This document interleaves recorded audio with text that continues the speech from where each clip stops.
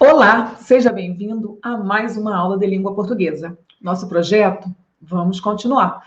Nosso projeto é cuidar da língua portuguesa sob a perspectiva da nossa banca FGV. E você, já entendeu como a banca FGV trabalha essa língua portuguesa? Você já está convencido de que a parte semântica é a principal? Vamos estudar e estamos estudando morfologia, da mesma forma que vamos estudar sintaxe. Mas acredite, toda a estrutura da língua estará a serviço do texto. Inclusive, no edital, a banca FGV coloca essa observação, logo abaixo da lista, de conteúdos a serem cobrados. Ela diz para o candidato: atenção, todo o conteúdo apresentado nesse edital deverá ser estudado em textos. Então, vamos a esta prática. Mas antes eu quero saber se você está performando, se você está conseguindo avançar. Porque fácil não seria. Fácil nunca foi. Mas se você acreditar nessa sua transformação, tudo é possível. Faça o que é certo, não o que é fácil. Se fosse fácil, todos conseguiriam. Pense comigo. Eu não vou desistir de tentar. Se fosse fácil, todo mundo faria. Isso quer dizer o quê, Cláudia? Que não basta estudar. Eu tenho que estudar de forma estratégica. Não basta assistir a aula. Eu preciso assistir a aula sendo produtor de sentidos. Porque não vai ser a Cláudia que irá ao meu concurso fazer a minha prova. Eu mesmo ou eu mesma estarei ali construindo minha vitória. Então, não esquecer que sucesso sem trabalho só em dicionário. Você precisa lembrar sempre: se alguém fez, eu também posso fazer. E se ninguém fez, serei o primeiro a fazer.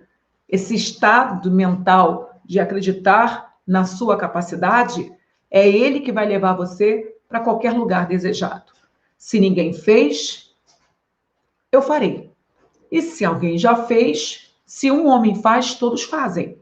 Então não existe o impossível para aquele que tem um plano de ação, sabe onde quer chegar. Eu quero passar no concurso sem estratégia. Olha a imagem, aquele barco à deriva.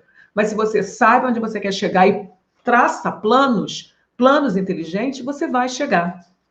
Isso para que nós possamos começar a nossa aula hoje falando sobre como alcançar objetivos.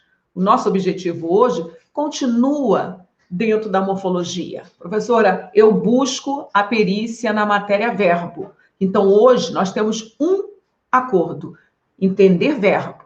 Um pouquinho de cada vez. Um pouquinho de cada vez. Daqui a pouquinho você vai estar pleno. Então, hoje eu estudo verbo. Amanhã reitero o conteúdo de verbo, porque o mundo não foi construído em um dia, um conhecimento também não será. Então, se verbo está desafiador para você, persevere, seja estratégico, volte à aula, faça exercícios. Acredite, se um homem fez, eu também faço. E se ninguém fez, eu farei. Seu sonho tem de ser do tamanho do seu ser. Então, se você é um ser grandioso, você pode sonhar alto. E o que é ser um ser grandioso, Cláudia? É simplesmente um ser comprometido com o sonho. Porque não é fácil, gente. Muito difícil as pessoas cumprirem aquilo que elas acordam. E é aí que começa a dificuldade. Você acorda e não cumpre. Você planeja, no mundo das ideias é uma maravilha. Mas no mundo da execução, 0,1. 0,1. Por isso que muitos tentam passar e poucos passam. Todos são capazes. A diferença está na fé. Legal? Então, analise esse pensamento que eu hoje selecionei para vocês. Uma pessoa que nunca cometeu um erro, nunca tentou nada novo. Exatamente por ser novo, que é desafiador e está tudo certo. Se você já estudou de forma profissional, se você já se comprometeu com um concurso público de forma profissional, você sabe muito bem que o final da festa é a celebração. Porque você se colocou diante de um desafio de forma estratégica, de forma profissional. Agora, ser amador no nicho de águias não vai acontecer. Hoje, mais do que nunca, é necessário uma postura profissional. O aluno hoje tem que ser um aluno profissional. O estudante tem que ser um estudante profissional. O professor tem que ser um professor profissional. O que é ser profissional, professora? É simplesmente cumprir o que você planejou e fazer tudo da melhor forma possível. A sua melhor forma pode não ser a forma, mas se é a sua melhor, é o que você tem para dar. E isso já faz você uma pessoa grandiosa. Então, vamos nos colocar em postura de profissionais, vamos começar o nosso treinamento e o assunto é verbo. Mas nós já começamos essa conversa. Nós já batemos um papo sobre o conceito de verbo. Vimos que o verbo é uma classe gramatical que sofre muitas flexões, chamamos atenção para as principais, modo, tempo, número e pessoa, não só. Acredite, o verbo vai sofrer flexões aspectuais, tem as vozes verbais, mas agora nós estamos focando em um momento muito, muito sério, que, por sinal, foi cobrado em 2 momentos lá no edital, no segmento semântico e no segmento morfológico.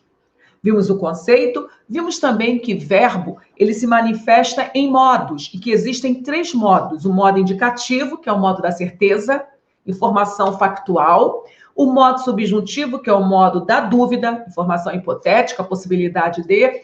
Modo imperativo, ordem, conselho, pedido. Depois nós trabalhamos os tempos verbais dentro dos modos.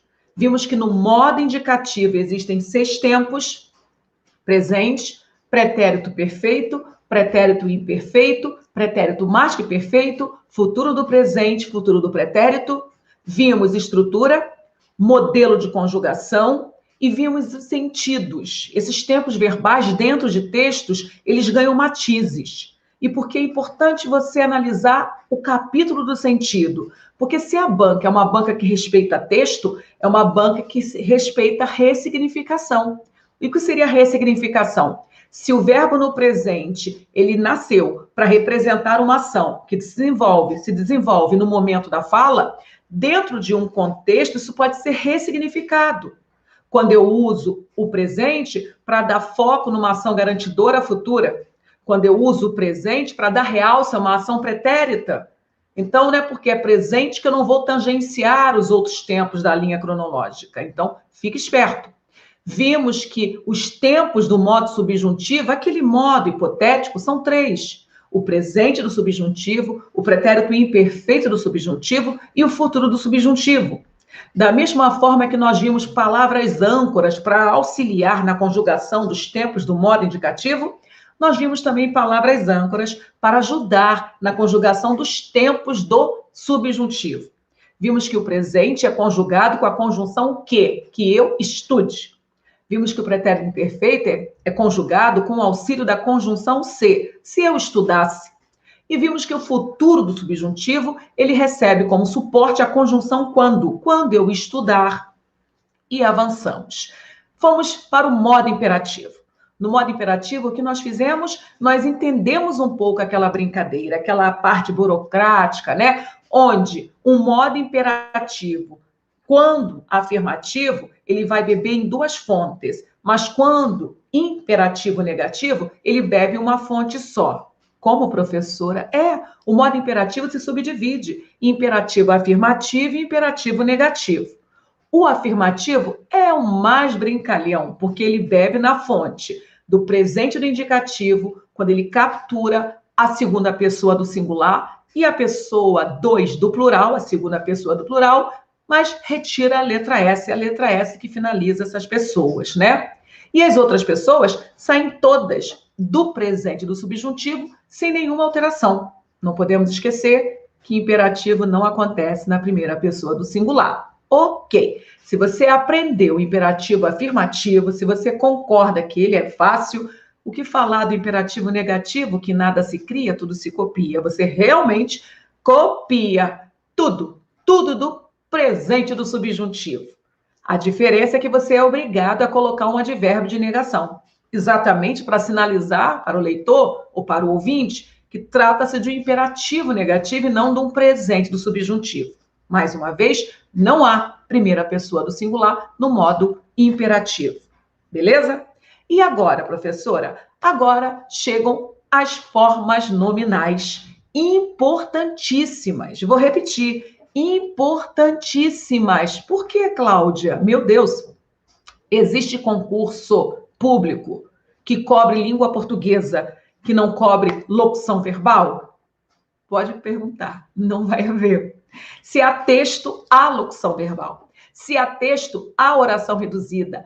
As formas nominais, elas são muito acionadas nas orações reduzidas, quero dizer, um período composto onde uma oração está reduzida, né? E o mais frequente nas provas são as formas nominais dentro de locuções verbais. Professora, para tudo, eu não lembro o que é uma locução verbal. Simplificando a sua vida. Verbo, uma palavra só. Locução verbal, mais de uma palavra. Então, a locução vai trabalhar sempre com uma fórmula fixa. Verbo auxiliar mais verbo principal. Não fique preocupada, essa aula vai acontecer também. Mas agora eu quero você colocando os holofotes sobre as formas nominais. Muito importantes. Quais são elas, Cláudia? O que são formas nominais de um verbo? Não podemos esquecer que estamos na matéria verbo, né? Vamos nós? Então, as formas nominais do verbo são 3: gerúndio, particípio e infinitivo. São chamadas assim, pois podem funcionar como nomes. Exatamente isto. O gerúndio, o particípio infinitivo, desempenham papéis de classes gramaticais nominalizadoras: substantivo, adjetivo e advérbio. Geralmente, o infinitivo funciona como substantivo. O particípio funciona como adjetivo. E o gerúndio como advérbio. Vocês entenderam? Isto ficou claro para vocês? A primeira pergunta deveria ser, professora, por que eles são chamados de formas nominais se eles são verbos? Verbos, vocês já estudaram. É classe gramatical responsável pela dinâmica de uma narrativa. Pensou em verbo, pensou em movimento, ok? Só que existem alguns tipos de verbos que não movimentam nada. Eles não movimentam, então já são diferentes. São as formas nominais. Quando eu penso no verbo amar, esse verbo está no infinitivo impessoal. E esse infinitivo, ele representa o nome substantivo. Por quê, Cláudia? Porque se você colocar um determinante, você vai ver com clareza que ele nominaliza. O amar é uma ação importante. O cantar de uma criança emociona os pais. Então, o infinitivo impessoal, ele funciona como nome. Qual nome? Substantivo. Ele não receberá aquelas desinências estudadas em outros encontros, modo, tempo, número e pessoa, porque as formas nominais são invariáveis, com exceção do particípio, que daqui a pouquinho eu vou falar. Então, elas aparecem em locuções como principais. As formas nominais serão sempre principais dentro de uma locução verbal, ok? Da mesma forma que o particípio amado, escrito, vendido, ele funciona como um adjetivo, e adjetivo não é verbo, adjetivo é nome. Então, preste atenção, é um verbo que se comporta como adjetivo. Onde colocá-lo? No pacote, na gaveta das formas nominais. Mas ainda há mais uma. Gerúndio. Cantando, amando, nadando. Esse comporta-se como um advérbio. Você prestou atenção nas desinências? Porque essas formas nominais, elas não apresentarão desinências de modo, tempo, número e pessoa, mas as desinências próprias. O infinitivo impessoal apresenta como desinência o R. Por isso, R, desinência de infinitivo. Cantar, pular, dançar. Já o particípio, que subdivide-se em particípio regular e o irregular, por enquanto vou ficar no regular, é aquele que apresentará a desinência DO, escrito, TO, nadado, DO. Então, DO é a marca do particípio regular, ok? E quando isso acontece, o aluno já sabe, é a desinência de particípio. Existe nadado, que é o DO, mas existe escrito, que é o TO, e existem outras marcas. O que você tem de prestar atenção é que não haverá essa flexão de tempo, modo, número e pessoa. Feito? E o gerúndio? Cantando, nadando, escrevendo, é a desinência NDO. NDO é desinência que comunica gerúndio, que representa no comum um advérbio. Feito? E aí, professora, vou decorar tudo isso? Meu aluno, importante. Quando é importante, eu falo. É importante. Quando você consegue se defender mesmo sem a memória, eu também sinalizo. Quando você realmente conseguir, né, entender a matéria, muitos conteúdos você nem precisa decorar. Você entendeu. Mas aqui você vai precisar memorizar algumas coisas, tá? Formas nominais do verbo. Então, eu apresento em tela o infinitivo. Você está entendendo? Não existe só infinitivo impessoal, que é o nome do verbo, sempre terminado na desinência R. Pular, nadar, escrever, cantar, é sim infinitivo. Não há dúvida. É o nome que se dá ao verbo. Não há dúvida. Por isso que ele funciona como substantivo. Não há dúvida. Mas o que poucos lembram é que existem duas formas para esse infinitivo. Existe a forma infinitivo impessoal e existe a forma infinitivo pessoal. Será que o título não canta uma pedrinha para vocês, não? Se o infinitivo é impessoal, é porque não haverá pessoa, logo não haverá sujeito. Esse in é um prefixo que nega a pessoa. Então, o infinitivo impessoal entrega a informação sempre de forma vaga. Não haverá um sujeito. Já o infinitivo pessoal deixa bem claro que vai partir da raiz, vai partir do infinitivo impessoal, mas vai acoplar aquelas desinências de número e pessoa que vocês já viram. As desinências de número e de pessoa, que nós já sabemos que comunicam qual é a pessoa no discurso e qual é o número dessa pessoa, se está no singular ou no plural. Então, pode pegar essa ideia. Pega essa ideia porque vai cair em prova. Esse infinitivo pessoal, ele não apresenta informação de forma vaga, ficará explícito o sujeito. Vai haver um pronome para receber esse verbo. Logo, neste caso, haverá flexão. Feito? Ok? Mas não para por aí. Você sabe que existe o particípio. Da mesma forma que o infinitivo se subdivide em infinitivo impessoal e pessoal, o particípio também ele é rico. Existem também duas classificações. O particípio pode ser regular e irregular. É o chamado particípio abundante. Existe uma forma para o particípio regular e existe uma forma para o particípio irregular. Mas antes, vamos comprovar. Quando eu falo pagado, pagado, qual foi a desinência que você encontrou? DO, Cláudia. Então, esse particípio, pagado, é considerado particípio regular. Mas se eu falar pago, primeiro, refletir se existe na norma culta. Sim, essa palavra existe, porque às vezes o povo inventa, né? Então, essa palavra existe, Cláudia, esse particípio, né? Esse particípio aí irregular, pago, existe na nossa língua portuguesa. Sim. Então, nós temos o particípio regular, desinência DO, mas eu também posso falar pago. Ok, professora, se existem as duas formas, eu posso escolher a bel prazer do cliente? Não, fique tranquilo. A gramática já facilitou a nossa vida, ela já deixou tudo preparadinho. Ela vai ensinar que devo usar o particípio regular com determinados verbos auxiliares. E devo usar o particípio irregular com outros determinados verbos auxiliares. Então, calma, porque vai chegar. No momento, eu quero você fazendo uma base, criando uma base sólida para não complicar-se daqui a pouco, ok? Mas falta o último, o nosso gerúndio. E o gerúndio é mais uma forma nominal, invariável. Ele, sim, não se subdivide. O gerúndio só há uma maneira de manifestar-se.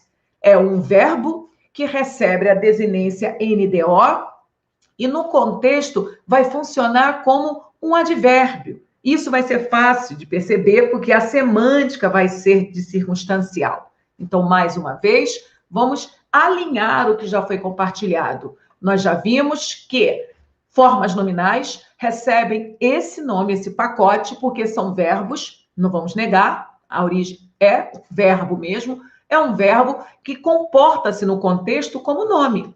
Se esse verbo não dinamiza, se não tem as flexões dinâmicas de tempo, modo, então não vamos chamar de verbo, vamos falar o seguinte, são especiais. E aí todos vão para uma gavetinha de formas nominais, que são 3, infinitivo, particípio e gerúndio. Como está em tela, olhem bem, como está em tela, o infinitivo se subdivide. Infinitivo impessoal, impessoal nega a pessoa, então você já sabe que é uma estrutura sem o sujeito, sem clareza de ação, de agente da ação. E o infinitivo pessoal, o nome também canta pedra, agora vai haver pessoa, vai haver sujeito. O particípio subdivide-se em particípio regular, fácil de ser mapeado, desinência DO. E o irregular, você vai lembrar do seguinte, se o regular, a desinência é DO, quando o particípio não apresentar essa desinência DO, você trate de colocá-lo na gaveta do particípio irregular. Qualquer desinência diferente de DO vai para o particípio irregular. E o gerúndio, nenhum problema, mole, desinência NDO. Ok? Muito bem, e agora? Agora vamos mergulhar. Vamos conversar sobre o que há de relevante. O que há de relevante que meu aluno precisará criar memória, criar arquivo, porque vale a pena. Então, das formas nominais. As orações construídas pelas formas nominais são chamadas de orações reduzidas. Uma oração pode ser reduzida de infinitivo quando na oração subordinada aparecer o verbo no infinitivo. Uma oração pode ser reduzida de gerúndio quando nesta oração surgiu o verbo no formato gerúndio. E uma oração pode ser reduzida de particípio, mesmo comportamento. Você vai localizar na oração um verbo no particípio. Então, primeira ação que vale a pena o aluno anotar, dialogar e produzir sentidos é no uso das formas nominais nas orações reduzidas. Eu sei que para alguns falar em oração reduzida ainda é muito difícil. Professora, preciso ainda estudar as orações desenvolvidas. As desenvolvidas são aquelas politicamente organizadinhas, já apresentarão conectores, verbos flexionados, mais fáceis. Mas as orações podem ser reduzidas. Quando reduzidas, nós retiramos os conectores e retiramos o verbo nessa dinâmica de flexão. Colocamos no lugar um verbo em formato nominal. Por isso que surge oração reduzida de infinitivo, oração reduzida de gerúndio, oração reduzida de particípio. O que aconteceu? Retiramos o conector, a conjunção ou pronome relativo e colocamos o verbo ali nessas formas nominais. Beleza? Mas não só isto. Inclusive, eu acho mais relevante, acho mais importante falar das locuções verbais. As formas nominais, elas aparecem também nas locuções verbais. Locução verbal, qual é a fórmula, Cláudia? Verbo auxiliar mais verbo principal. E o verbo principal é ele que será representado pela forma nominal. Olha alguns exemplos. Posso tentar ajudar? Posso tentar é a locução. Ele devia parar de fumar. Venho trabalhando demais. Tenho andado distraído. Você está percebendo? Essas palavras que estão em negrito, elas são as nossas estruturas. Estruturas estas formadas pelos verbos em formatos nominais. Isso aparece muito nas provas. Meus alunos, se há um assunto que vocês precisam dobrar as atenções, é este que está agora sendo compartilhado. Porque as pessoas passam pelos verbos nos formatos nominais, as pessoas não dão muita atenção às orações reduzidas e as pessoas confundem orações reduzidas com locução verbal. Vocês sabiam que há esse problema também? A estrutura, em algumas estruturas, elas ficam montadas da mesma forma. Então, o aluno, não sabendo o que é uma locução verbal, não sabendo o que é uma oração reduzida, ele pode complicar muito o gabarito dele. Então, é devagar que nós vamos longe, mas nós vamos com responsabilidade. Agora, vamos fazer um mergulho só no infinitivo. Vamos espremer a laranja, jogar o bagaço fora e só recuperarmos o suco. Professora, manda. O que eu preciso entender de infinitivo? Infinitivo. Nadar todo dia é saudável. Nadar funciona em papel de substantivo. Como sujeito, veja que equivale à natação. E como eu sei que é o infinitivo, professora? Primeiro, terminou em R. Você sabe, inclusive, mais. Você sabe que esse infinitivo é impessoal, porque é cola visual. É uma cola visual. Nadar, pular. E sabendo que ele funciona como substantivo, claro que você pode puxar nadar, natação.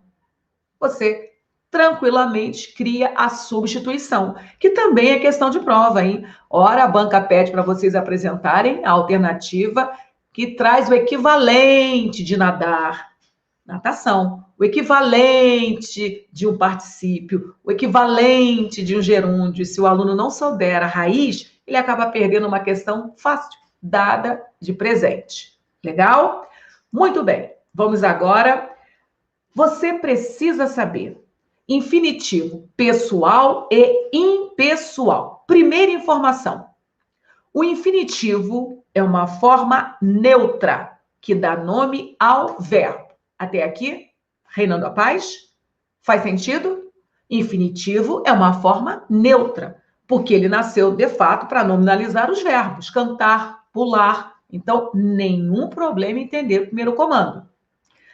O infinitivo pode ser pessoal quando tem sujeito, ou impessoal quando não tem sujeito. Faz sentido? Total, né, gente? O que significa a palavra pessoal? Que tem pessoa. Se há pessoa, há sujeito. O que significa a palavra impessoal? Negação à pessoa. Se negou a pessoa, negou o sujeito. Feito? Nenhum absurdo aqui, professora, reinando a paz. Vamos para o terceiro conceito. O terceiro diz o seguinte: o infinitivo impessoal, também chamado de não flexionado, não concorda com nenhum termo, pois enuncia uma ação vaga, sem agente determinado. Meu aluno, é só pensar. Se esse infinitivo é impessoal, ele já está negando a pessoa, ele já está negando o sujeito. Logo, não haveria possibilidade de concordância com mais nada, porque diz a regra número 1 da concordância verbal, verbo concorda com sujeito em número e pessoa. E se não há sujeito? Não há concordância. Então, é só levar para o seu dia de prova que o infinitivo impessoal, ele é neutro, ele não concorda, e não concorda por algo muito lógico, não apresenta a pessoa. Ok, Cláudia. E o infinitivo pessoal vai ser diferente, ele vai possuir flexão. Mas, então, é um recurso de indeterminação do sujeito, esse tal infinitivo impessoal, professora? Sim. E aí você consegue alcançar questões maravilhosas, questões que até ontem eram absurdas, né? Exóticas. As pessoas gostam muito de considerar as questões elaboradas pela FGV como questões exóticas. Não há nada de exótico, só há uma nova forma de falar de um assunto antigo. E é isso que às vezes as pessoas não gostam. As pessoas se apegam ao passado e não querem o novo. E o novo atrapalha, o novo dá medo, o novo exige um gasto de energia. Então, se você raciocinar, você vai chegar à mesma conclusão que a banca FGV chegou a elaborar uma questão com uma nomenclatura nova. Se o infinitivo impessoal não apresenta pessoa, então ele é um bom recurso para indeterminação do sujeito. Feito? Então, caminhamos para sintaxe. Lá em sintaxe, vamos estudar classificação de sujeito. E você vai observar como esse infinitivo surge indeterminando às vezes. Ok? Muito bem, vamos para o infinitivo pessoal. Já vimos que o pessoal vai sofrer flexão, então preste atenção. Veja o infinitivo pessoal do verbo estudar em todas as pessoas. Por estudar eu, por estudares tu, por estudar ele, por estudarmos nós, por estudardes vós, por estudarem eles. O que podemos memorizar dessa cena, dessa imagem que vocês estão agora observando? Primeiro, deve ter causado estranheza a presença da preposição, pois acostume-se. Inclusive, é uma grande dica para vocês não confundirem o infinitivo pessoal com o futuro do subjuntivo. A aparência é a mesma. O futuro do subjuntivo igualzinho o infinitivo pessoal. Como eu farei a diferença? Daqui a pouquinho eu vou explicar, mas você já vai anotando. O infinitivo impessoal, você conjuga com suporte de uma preposição. Por estudares tu, conseguirás a promoção. Então, o futuro do subjuntivo, você já conjuga com o apoio de uma conjunção. Quando estuda, quando tu estudares, quando ele estudar, quando nós estudarmos, quando vós estudardes, quando eles estudarem. Vocês perceberam? Eu acabei de conjugar o futuro do subjuntivo e se você olhou para a tela, você viu que tudo igualzinho ao infinitivo pessoal. Então, já anote isso. Infinitivo impessoal, preposição. Futuro do subjuntivo, conjunção. Mas você também tem de analisar que, olha aqui, ó, é o infinitivo e sofreu flexão. Beleza? Muito bem, professora. Agora, precisamos reconhecer isso em exemplos. É importante estudarmos para a prova. É importante estudarmos para a prova. Pergunto, você consegue descobrir quem é o sujeito dessa oração? Quem vai estudar para a prova? Nós. Concordam comigo? Concordam comigo? Vocês entendem que a desinência ali do verbo, desinência número pessoal, já entrega o sujeito? Sujeito explícito na desinência mois, que representa nós. Logo, infinitivo concorda com ele. E nós estamos aqui com o infinitivo pessoal. É assim que vai aparecer. Agora, nesse outro exemplo, o que vocês constatam? É importante estudar para a prova. Pergunto, quem estudar? Agora não dá para descobrir, professora. Claro que não, a ação é vaga, indeterminada. Não há sujeito para concordar. Se não há sujeito para concordar, o verbo não se manifesta, porque o verbo, quando pessoal, ele surge para uma missão. Verbo concorda com sujeito em nome de pessoa. E se for impessoal, cruza os braços, nada a fazer. O nome já diz, verbo impessoal. Só para fazer uma analogia, ok? Então, mais uma vez, foco no que está em tela. Observem o comportamento do infinitivo pessoal e confrontem com o infinitivo impessoal. É assim que nós criamos um sentido, confrontando. É importante ele estudar para a prova. Muda tudo. Agora o sujeito está explícito no pronome. O infinitivo concorda com ele. Ele está no singular. Estudar também aparece nesse diálogo. É importante ele estudar para a prova. O sujeito não está mais incógnito. Agora ele está explícito. O que deve fazer o candidato? Ele deve entender todo o conteúdo, ir para a prova com a certeza que ele entendeu todo o conteúdo e pensar quando a questão surgir. Nesse momento, o gabarito se resolve ao vivo e a cores. É ali dentro da questão que você vai resolver usando como recursos tudo que você capitalizou sobre esse tema, já anunciado pela banca. Vamos avançar? E agora, Cláudia, do que vamos falar? Nós estamos falando de formas nominais, né? E surge um drama que vamos resolver hoje. Hoje isso acaba de ser problema para todos vocês. Infinitivo ou futuro do subjuntivo? Vamos resolver isso agora? Claro que se é conflito, cairá em prova. Então, atenção, pode anotar isso aí. Infinitivo ou futuro do subjuntivo? E por que é conflito, Cláudia? Eu já falei. A identidade visual é a mesma. Exemplo número 1. Quando o inverno chegar, eu quero estar junto a ti. Você entende porque, neste caso, é um futuro do subjuntivo? Eu não falei há pouco que o futuro do subjuntivo ele será conjugado com o auxílio de uma conjunção? Não é uma dica interessante? Então, olha, quando chegar o quê? O inverno. E o que eu quero? Estar com você. Então, nesse momento, esse quando chegar já entrega o ouro de bandeja.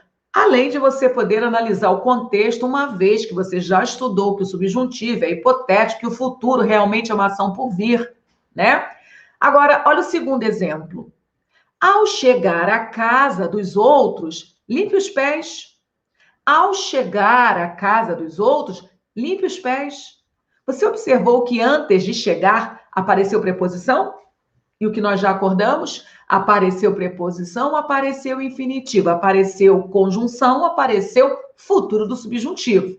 Mas esta não é a única forma para você encontrar um futuro do subjuntivo ou infinitivo pessoal. Você pode também ganhar esse conteúdo usando esta informação.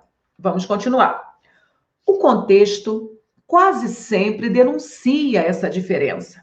Porém, se bater qualquer dúvida, troque o verbo por outro que não tem essa identidade gráfica. Troque pelo verbo fazer. É uma sugestão. Então, nós vamos fazer a seguinte brincadeira agora. Se o verbo virar fizer, você vai estar com o subjuntivo. Futuro subjuntivo. Mas se o verbo permanecer fazer, você estará com o infinitivo. Vou repetir. Se o verbo virar fizer, é subjuntivo. Se permanecer fazer, é infinitivo. Lembre-se de que fazer é o verbo no infinitivo. Nasceu para isso, nominalizar o verbo. Então, se for infinitivo, vai continuar a mesma coisa, que é o nome do verbo.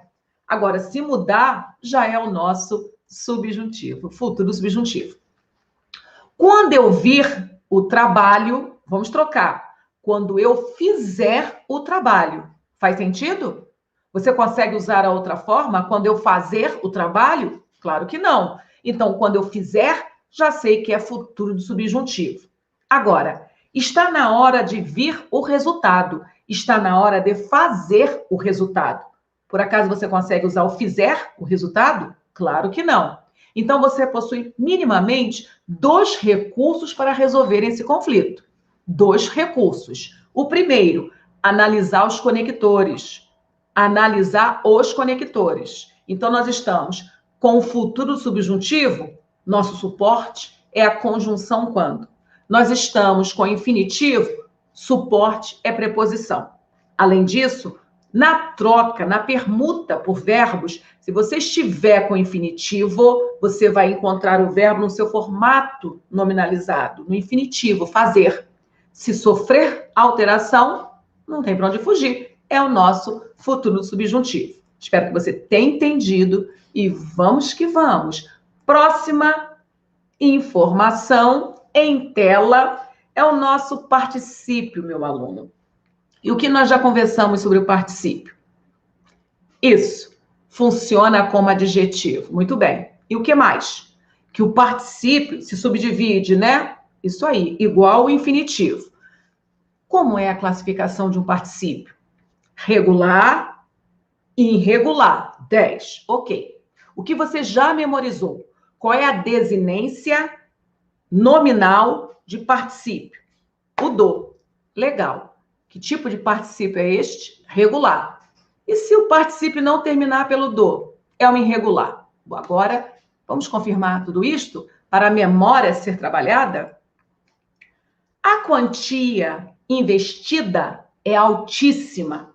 Repare que investida qualifica o substantivo quantia.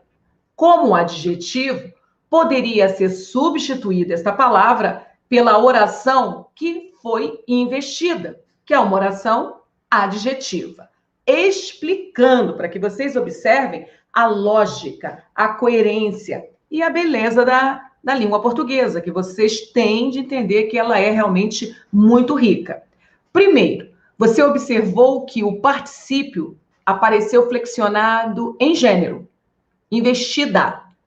Uai, professora, A senhora não disse que as formas nominais não sofrem flexões? Não sofrem flexões de verbo, ok? Tempo, modo, não mesmo. Pessoa, não mesmo. Essas flexões são verbais. Mas o particípio das três formas é a única que vai sofrer essa flexão de nome. E como se flexiona o nome? Em gênero e número.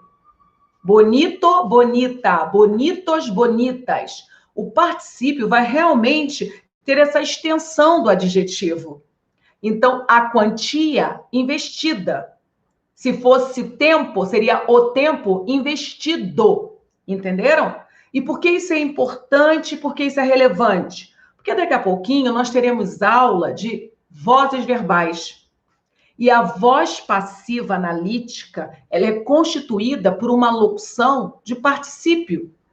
Esse particípio, ele deverá sofrer flexões. E aí quem manda nessa flexão ou nessas flexões é o poder do substantivo, porque onde vai a corda, vai a caçamba. Não existe adjetivo sem substantivo. Há substantivo sem adjetivo, mas adjetivo é classe que depende do nome.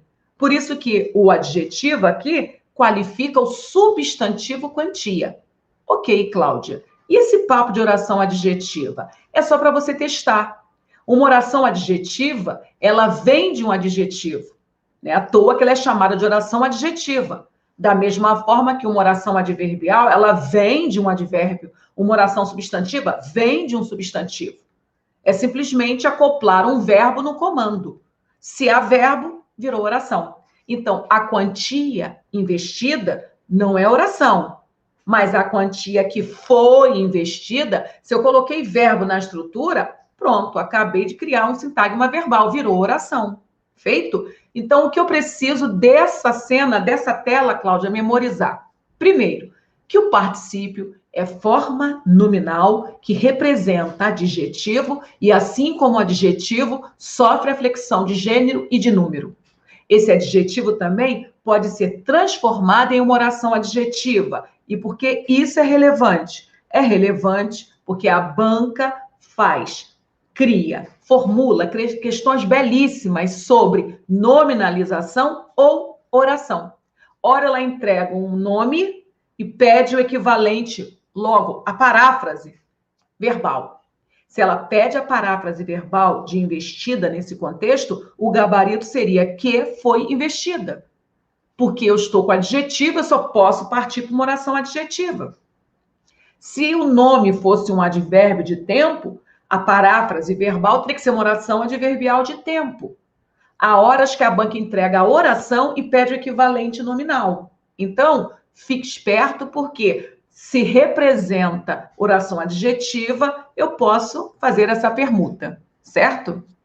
Muito bem, mande mais informações, professora. Você precisa saber que o particípio, ele também será chamado de particípio dual, os chamados abundantes. Como é isso, professora? Há verbos que trazem mais de um particípio, um regular, terminado em DO, e o não regular, que pode ter diversas terminações. Concurseiro, você sabe perfeitamente que palavra para nós não é enfeite. Palavra não é enfeite. Banca semântica respeita a palavra como poucas, não é isso? Então, olha o que foi escrito. Há verbos que trazem mais de um particípio. Se há verbos, não é a totalidade. Qual é o implícito? Existem particípios que autorizam essa dupla grafia e há particípios que não autorizam. Pronto. Porque senão você sai dessa aula achando que todos os particípios manifestar-se-ão em regular e não regular. Não é assim. Legal? E você está tendo aqui um contato que existe. Isso existe. Então, já fique esperto que, se isso aparecer na sua prova, está tudo certo. Isso sempre gera muita dúvida no dia a dia e nas provas. Vamos ver uma pequena lista, só para deixar isso bem claro. Nós temos aqui uma tabela com 3 colunas. Na primeira coluna, eu coloco o formato mãe de todos. Mãe de todos os outros formatos. Qual é? O infinitivo, gente. O substantivo é o poder. Então, um verbo que representa o substantivo, ele agora é poderoso também. O infinitivo impessoal, dar nome ao verbo. Então, o verbo aceitar, na segunda coluna, aparece no seu formato, particípio regular. Fácil de ser comprovado. Muito fácil. Por que fácil, Cláudia? Olhe para a desinência.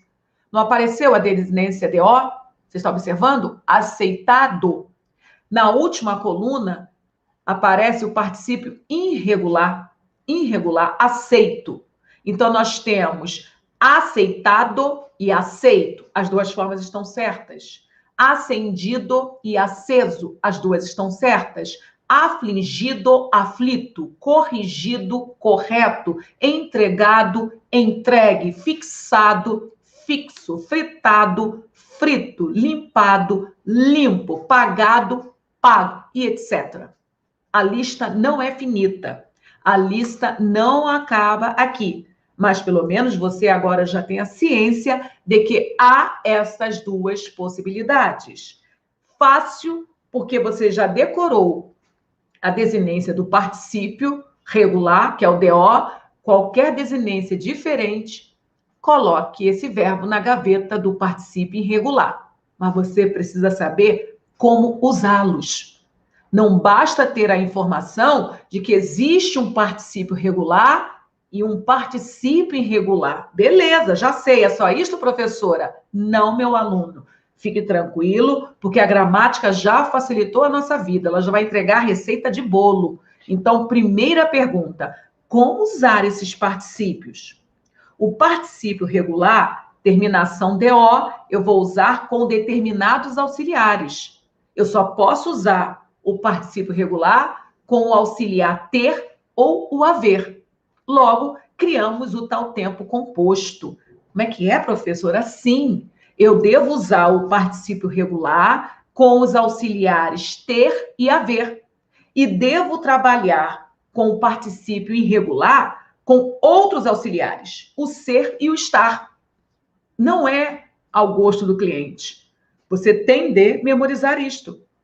Quando você acionar um particípio regular, tendo a estrutura de locução, você, no particípio regular, não pode usar como auxiliar o ser e o estar. Porque o ser e estar são auxiliares de um particípio irregular. Para o particípio regular, que é aquele terminado em DO, você só poderá usar o verbo ter e haver. Legal? Ok, mas eu preciso de exemplos. Vamos para eles. Particípio regular. Tenho pagado minhas dívidas. Eu nunca havia aceitado bem críticas. Você percebeu? O particípio é pagado, eu uso tenho. Se o particípio é irregular, eu já vou mudar. O boleto foi pago em dinheiro vivo. Estive suspenso do trabalho por desafiar ordem sem sentido. Você percebeu que o boleto foi pago? Não é correto, perante a gramática normativa, você anunciar o boleto foi pagado. Eu sei que há pessoas que falam assim, tudo bem. E essas pessoas até alcançam êxito, conseguem resolver os problemas, mas vocês são seres especiais, vocês são pessoas que vão brigar por um espaço no serviço público. O filtro hoje está muito agressivo, vocês não podem negligenciar, afinal de contas, vocês são, como a professora Cláudia, agora defensores do idioma acadêmico, porque a prova não é feita em linguagem coloquial. E se vocês querem um dia se tornarem servidores, vocês vão ter de entenderem muito de norma culta. Vão ter que defender o idioma de vocês com muito profissionalismo. Não quero. Ok, então vamos ver se você vai passar pelo crivo de um concurso público. Não há possibilidade. Porque até para você entender uma pergunta, você precisa da lógica da língua portuguesa. Há momentos que o coloquialismo, informalidade na comunicação, cria uma ambiguidade. Quando cria a ambiguidade? Há momentos que você não consegue decodificar mesmo. Cada cliente usando o idioma de uma forma, isso não vai dar certo. Então, se você quer aprender a aprender língua portuguesa, primeiro é você reverenciar a nossa NGB. A nomenclatura gramatical, ela está para ajudar e não para complicar. Eu sei que há pessoas que trocam os auxiliares quando usam esses particípios, mas você vai continuar trocando? E se você nunca trocou, você vê sentido nisto? Porque o problema do português é muito simples de ser identificado no nicho do concurso público. O aluno vai para a sala de aula e assiste a língua portuguesa culta. Ele aprende aquele português que vai cair na prova dele. Só que o aluno, ao terminar a aula, ao sair da sala, ele volta para o mundo real, onde o português não é tão culto. O português é informal, é espontâneo, é coloquial, é qualquer coisa, menos acadêmico. E aí o que acontece? O meu aluno estuda algo que ele não leva para a vida. Muda radicalmente se o português aprendido numa sala for usado no seu dia a dia. Se não der para usar 100%, que use 70%, 80%. Isso já vai facilitar muito e colocar você na frente de vários candidatos. O problema do português é que ele não é usado como deveria ser. Esta é a verdade. Continuando, vamos nós para a próxima tela. E o que nós temos agora, professora? Vamos falar do campo semântico? Ele cai em prova, ele é importante, o meu aluno já entendeu isto. O infinitivo, não houve discussão semântica, vocês perceberam, né, que eu não apresentei a discussão semântica. Como o material está feito numa sequência para facilitar os seus estudos, apresento, demonstro e anuncio o campo semântico. Apresento, demonstro e anuncio o campo semântico. O infinitivo eu não fiz. Por quê? Ele nominaliza. E o impessoal flexibiliza. Agora, o particípio, sim. O particípio, ele possui uma carga semântica que meu aluno tem de levar para o concurso. Esse particípio é muito relevante. Então, primeiro campo semântico. O particípio, ele comunica tempo. Professora, como que ele vai comunicar tempo se a senhora acaba de comunicar que ele representa adjetivo? Meu aluno, pare e pense. A nossa língua portuguesa não é cartesiana, como alguns tentaram nos convencer. Não é cartesiana. Se eu falo que fiz uma prova bimestral, bimestral é adjetivo. Mas você concorda que eu estou delimitando o tempo? Não, professora, a prova é semestral. Eu continuo delimitando o tempo e eu estou usando o quê? Um adjetivo? Cuidado com este cartesianismo, esse positivismo de que adjetivo qualifica, adjetivo qualifica. Adjetivo qualifica primeiramente, é a função primária dele. Mas quem dá o tom para qualquer palavra é o contexto. Você vai concordar comigo ao ler esse exemplo? Leia, mas leia de forma crítica. Concluído o curso, começou a procurar emprego. Repare no vocábulo negritado. Concluído, não é um particípio regular? Você consegue trocar esse particípio regular por quando concluiu? Concluído o curso, começou a procurar emprego. Quando concluiu o curso, começou a procurar emprego. E aí? Fica fácil ou não fica obedecer ao contexto? Eu não preciso embarcar na onda do cartesianismo que muitos tentam nos convencer. Ao olhar para o texto, ao dialogar com o texto, eu cedo e eu falo. Realmente, esse particípio traz uma carga semântica temporal, ponto final, e a banca vai entregar esse problema para você resolver. A banca vai colocar, quando o curso, concluído o curso, começou a procurar emprego. E ela vai desafiar o candidato. Marque a alternativa que apresente uma carga semântica e vai dar o que ela desejar. Temporal, e aí o gabarito vai ser este, ou ela vai entregar já essa oração e pedir para você marcar qual é a carga semântica. De modo, de tempo, de condição, de adição, adjetivação. Aí aparece a adjetivação, a cabeçada vai marcar a adjetivação, porque a cabeçada pensou que um dia alguém me falou que particípio funciona como adjetivo. Funcionar não significa só ter aquele papel, ok? Por isso que nada supera o contexto. É nele que você deve ficar e é nele que você deve confiar. Só isto, Cláudia? Não, esse particípio é o poder. Ele também representa a condição. Como professora, veja comigo.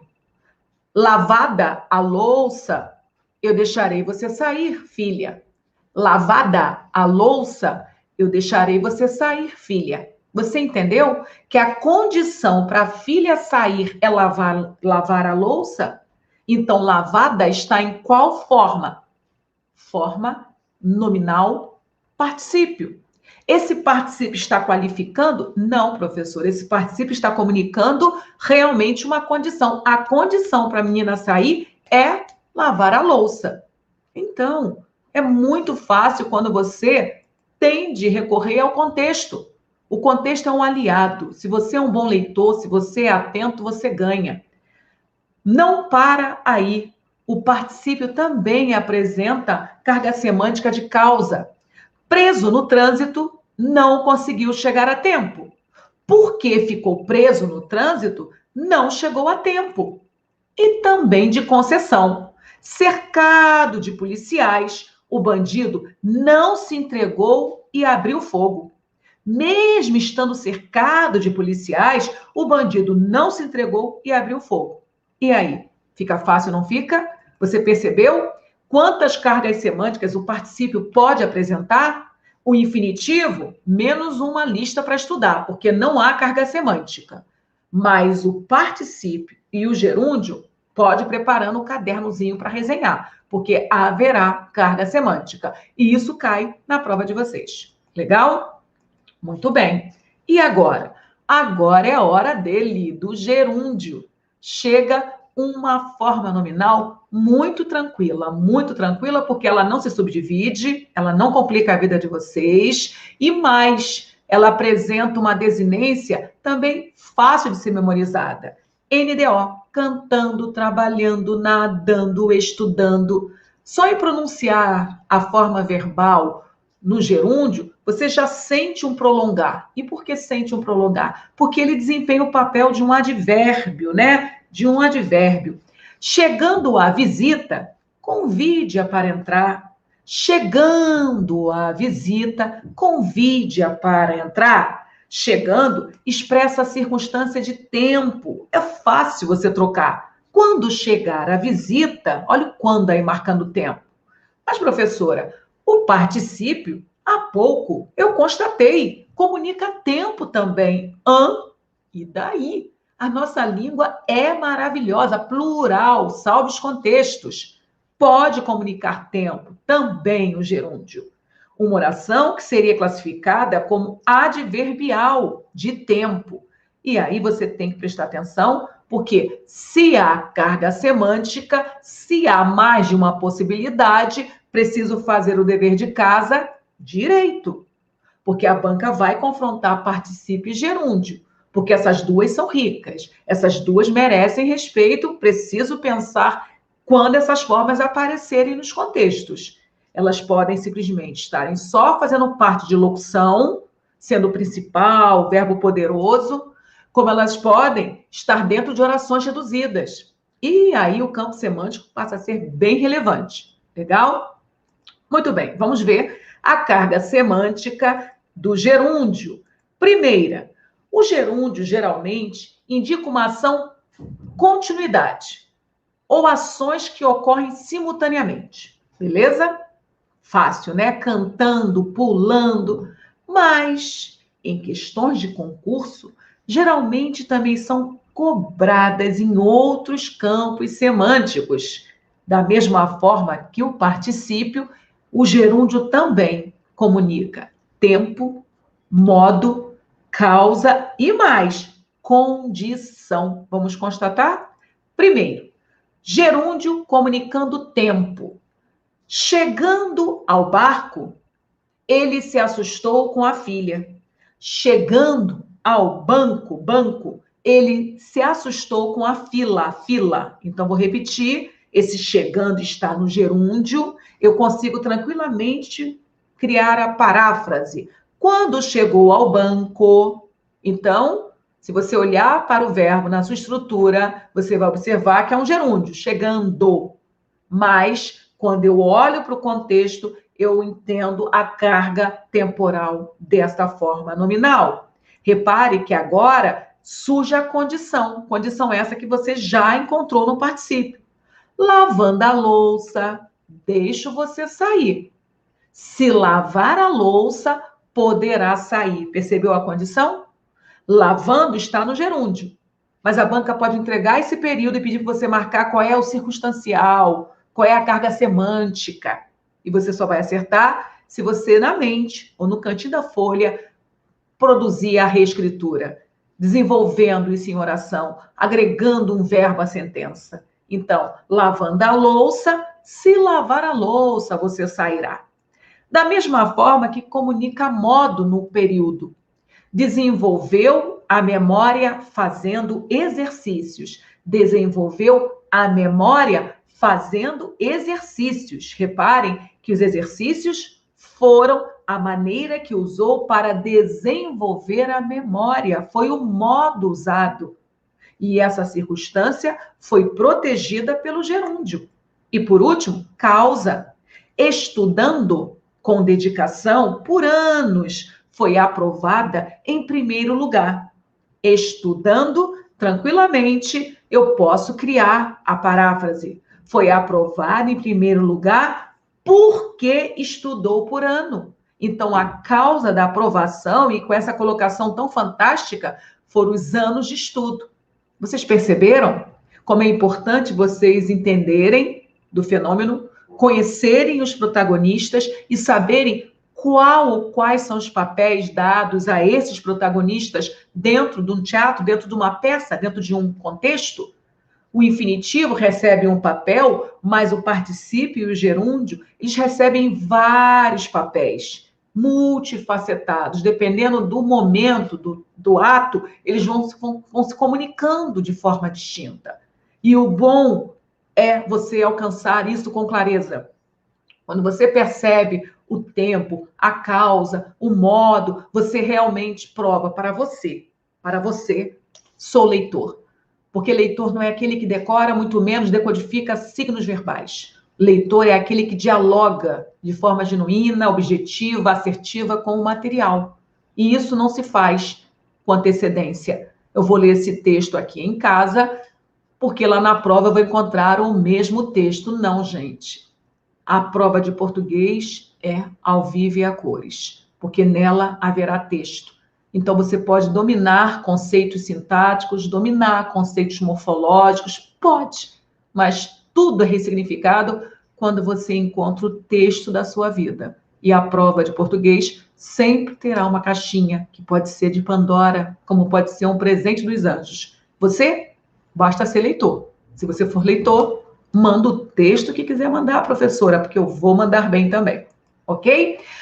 Muito bem, continuando. O que eu preciso mais entender, professora? Vamos agora para alguns particulares. Para expressar continuidade, é possível usar tanto a locução de gerúndio, quanto a locução de infinitivo, quanto a locução de particípio. Você sabia disto? Que essa noção de continuidade não é exclusividade do gerúndio? Para expressar continuidade, é possível usar locução de gerúndio em ele vem buscando a aprovação. Ó, continuidade, vem buscando. Ou, alternativamente, locução de infinitivo. Ele está a buscar a aprovação. Essa construção, inclusive, é a preferida em Portugal. Ele está a buscar a aprovação, ele está a fazer o trabalho todo. Então, mais uma vez, esse estar a buscar passa a ideia de continuidade. E no particípio?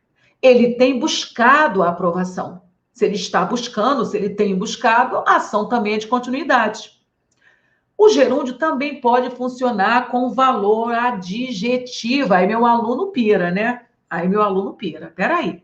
Já entendi, professora. Já entendi que esse gerúndio pode comunicar várias circunstâncias. Mas adjetivo também? Sério? É, meu aluno. Tudo e mais alguma coisa. Tem um livro ensinando essa questão. Você já entendeu que ensinando, por apresentar a desinência NDO, está no gerúndio. Como você descobre se a função desse gerúndio é adjetivadora? Tente parafrasear por uma oração adjetiva. Tem um livro que ensina essa questão. Fale a verdade. Pode ou não pode? Pode ou não pode, meu aluno? Pode ou não pode? Você vai deixar para fazer esse teste na hora da prova? Você vai deixar para pensar neste nível na hora da prova? Você vai deixar para dialogar com o texto exatamente no dia D, no dia mais importante da sua vida, que é ganhar esse concurso? Então, cuidado com o que se lê, cuidado com o que se fala, cuidado com essas regras cartesianas impostas para a língua portuguesa. Qualquer idioma é livre, qualquer idioma é infinito, qualquer idioma é cavalo selvagem. Os inteligentes, os articuladores brincam, porque só brinca quem domina. Então, quando eu olho, tem um livro ensinando essa questão, eu já sei que esse gerúndio está adjetivando, está com valor adjetivo, porque eu consigo a paráfrase desta palavra com a oração adjetiva. Tem um livro que ensina essa questão.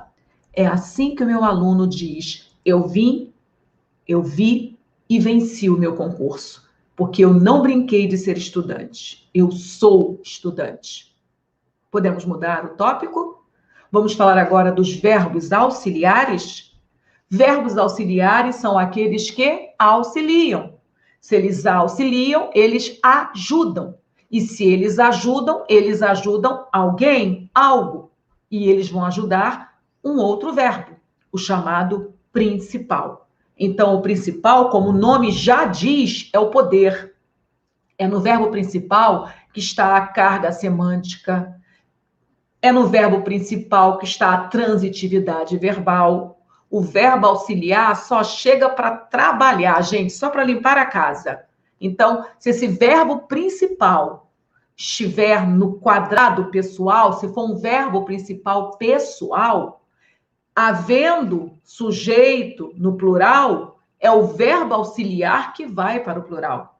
Então, o principal não vai sofrer flexão. Todas as flexões, número, pessoa, modo, tempo, é o auxiliar que vai executar. Por isso que o auxiliar veio para arrumar a casa, veio para trabalhar. O principal só manda, né? Mas se esse principal for impessoal, professora, meu aluno, quando que um verbo é impessoal? Impessoal nega pessoa. Se nega pessoa, nega sujeito. Se não há sujeito, o verbo não flexiona. Ele fica invariável. E qual é a pessoa da invariabilidade da língua portuguesa? Terceira.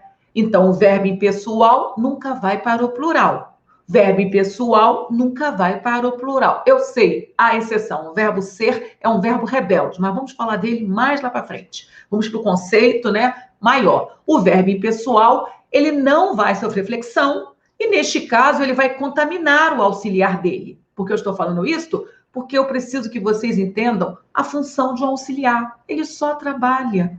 Mas hoje é dia de conhecer um pouquinho mais esse verbo auxiliar. Vamos nós? Muito bem. Verbos auxiliares são aqueles que se unem ao verbo principal. Onde, professora? Em locuções verbais. Qual é a fórmula? Verbo auxiliar mais principal. Com isto, formam uma oração única, porque a locução verbal, obrigatoriamente, ela terá verbo principal e obrigatoriamente haverá um verbo auxiliar. Então, obrigatoriamente haverá um verbo principal e um auxiliar. Meu aluno, o principal sempre um, mas auxiliares quantos a lógica permitir. Não existe só a locução verbal com um verbo auxiliar. Pode haver dois, pode haver três. O importante é que o verbo auxiliar ele vai se unir ao principal para formar um todo. Então, se é locução verbal, eu consigo trocar dois por um. Vou trabalhar, trabalharei. Ok? Então, eles auxiliam na formação da locução e também adicionam algum sentido extra ao verbo principal. Agora fica interessante, fica mais interessante. Então, esse verbo auxiliar, ele não só arruma a casa, trabalha, fazendo as flexões, não. Ele também vem com magia, ele também vem com sentido. O verbo auxiliar se flexiona para concordar com o sujeito, enquanto o verbo principal permanece invariável numa de suas formas nominais, ou no infinitivo, ou no particípio, ou no gerúndio. Quero só chamar a atenção para o particípio, que não sofrerá flexões de verbo. É sobre isso que eu estou falando. Mas claro que ele sofrerá flexões de nome, gênero e número. O sentido principal, não há dúvida, está no verbo principal, ao passo que o auxiliar traz especificações semânticas de ação, como duração, aspecto, modo, possibilidade. Professora Cláudia, isto cai em prova, meu aluno? Chega mais perto. Isso vai cair. Não é se, é certeza.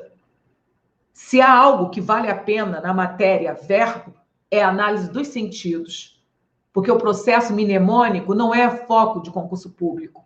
As provas não mais são feitas como no pretérito da época da sua avó, seu pai, não. Hoje as provas estão feitas para pessoas inteligentes, não são feitas para pessoas que possuem memória de elefante. Então, a memória de elefante, parabéns, legal, mas com ela eu não dou a volta ao mundo. Memória por memória não cria um ser fantástico. Eu posso não ter memória, mas ser um cara de raciocínio lógico, assertivo, coerente. Este está raro no planeta. Precisamos dessas pessoas. Legal? Ok, vamos avançar aqui, analisando esses campos semânticos, né? Ele deve pensar muito em adotar um cão. Foco no auxiliar. Deve. Que sentido está sendo passado?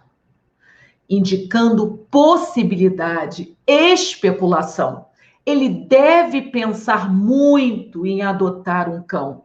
Nós temos o auxiliar dever, mais o infinitivo de pensar. Mas, nesse conjunto, a banca pode entregar esse período e cobrar. Candidato, marque qual é a carga semântica do verbo auxiliar nesta locução.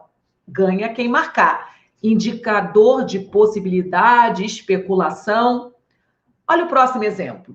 Eu tenho pensado muito em adotar um cão. É o mesmo recado? É a mesma carga semântica? Não. Agora eu tenho o verbo ter, mais particípio, formando um tempo composto. E o comunicado agora é de um pretérito perfeito, de um passado fechado. Tempo composto, meu aluno, não é nenhum bicho de 7 cabeças. Não. Tempo composto é simplesmente uma estrutura isolada, particular e fácil. Tempo composto na língua portuguesa só é formado com uma fórmula, só é criado com uma forma. Verbo auxiliar, ter e haver, mais principal no particípio. Acabou. A fórmula é essa, mas não para aí. Se o tempo composto fosse importante só pela fórmula, acabava, né? Estava tranquila já a aula. Mas não, o tempo composto será usado na voz ativa, fazendo uma contrapartida com a voz passiva analítica, que vai ter uma outra locução verbal. Tempo composto possui carga semântica. Não há tempo composto para todos os tempos, em todos os modos. Ok? Mas cada coisa na sua hora. Vamos voltar aqui e entendermos de semântica desses verbos auxiliares. Mais um exemplo. Estou pensando muito em adotar um cão. Muda tudo. Agora eu estou com o auxiliar estar, mais o gerúndio, indicando duração e continuidade do verbo pensar. Estou pensando muito. Repare que é o pensando que está no gerúndio, que você já sabe que comunica continuidade. Então, nós temos um exemplo de locução no infinitivo, um no particípio e uma outra sentença no gerúndio. Temos o auxiliar dever, o auxiliar ter e o auxiliar estar. Quem agregou essas cargas semânticas, não há dúvida, os auxiliares. Os auxiliares foram fundamentais para a sustentação das cargas semânticas. Até aqui, reinando a paz? O que eu devo fazer se ficar difícil? O que você deve fazer? Parar, professora Cláudia. Vocês em aula, neste formato, vocês têm esse poder. Vou parar, professora Cláudia, está falando demais da conta. Uau, está complicado. Para, professora Cláudia, e depois volte e complete o ciclo, né? Porque nós já conversamos sobre o poder do início, meio e fim. Abre ciclo, fecha ciclo e tá tudo bem. Então, inicia, desenvolve e termina o processo. Assistir ficou difícil? É humano. Pegar um arzinho. Mas cuidado, guerreiro que é guerreiro não cai por pouco. Então, se essa matéria está no edital, a obrigação do candidato é ticar o edital todo, ok? A professora está aqui, colaborando. Faço a parte de vocês. Vamos continuar aqui, que ainda é um pouquinho para compartilhar com vocês. Os verbos auxiliares podem trazer matizes semânticos de modo, refinando o sentido do verbo principal com informação extra sobre a atitude do locutor em relação ao verbo. Isso acontece? Claro que acontece. Está tudo certo, basta você olhar e interpretar. Ele pode estar doente. Ideia de possibilidade, dúvida. Não fica fácil, gente? Não é coerente? Ele pode estar doente. Eu não estou dando garantias, e sim possibilidade. Você não pode entrar aqui. Agora, permissão, proibição, muda. Se eu falar, ele pode ficar horas sem dormir e não ficar cansado. Agora eu já estou dando capacidade, habilidade à mensagem. Ele pode ficar. Ele deve estar chegando. E agora? Possibilidade, probabilidade. Deve haver centenas como você. Mais uma vez, possibilidade, probabilidade. Você deve estudar mais se quiser vencer. Percebeu a semântica de conselho? É isto. É exatamente isso que acontece. Quando você se prepara, quando você realmente está no processo, você consegue entender realmente, professora, faz diferença o entendimento da matéria. A memória é consequência, porque o entendimento da matéria, ele vai ser avaliado na hora da prática. Se você for para o campo jogar e não conseguir pegar na bola, seu desempenho não for bom, é hora de você voltar para o vestuário, tem que treinar, tem que voltar para a academia, tem que fazer alguma coisa. As coisas não vão se colocar na sua frente, não. Elas não vão fazer isso. Não vai ocorrer, caiu do céu. Lembre-se de que ninguém vai chegar para ajudar. E você, não pode esquecer, você é 100% responsável pela sua vida. Não espere ninguém fazer por você. Então, quando e como eu avalio se eu estou realmente entendendo? Porque às vezes também há um mundo de Alice, né? Vocês acham que estão entendendo e não estão entendendo.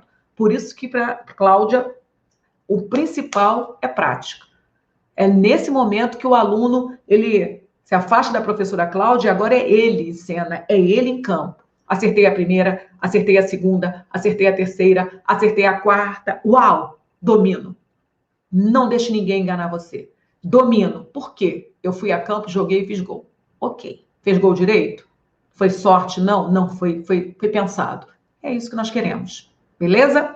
Meus amigos, chegamos ao final de mais um tópico, né? Mais um assunto desenvolvido dentro da nossa proposta, dentro do nosso treinamento. Espero que você esteja acompanhando, tenha sido válido para você estar aqui nesse período, mas não acabou. Eu ainda preciso me encontrar com você mais uma vez para fecharmos esse assunto fantástico, maravilhoso, assunto que vai estar em prova. Garanto que nenhuma aula que você assistiu sobre verbo será uma aula esquecida. Tenho certeza que você vai poder colher bons frutos. Não há prova sem a matéria verbo.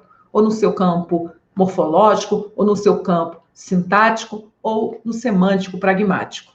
Vá com fé, porque vai haver mais de uma questão, inclusive, para a matéria verbo. Então, até daqui a pouquinho.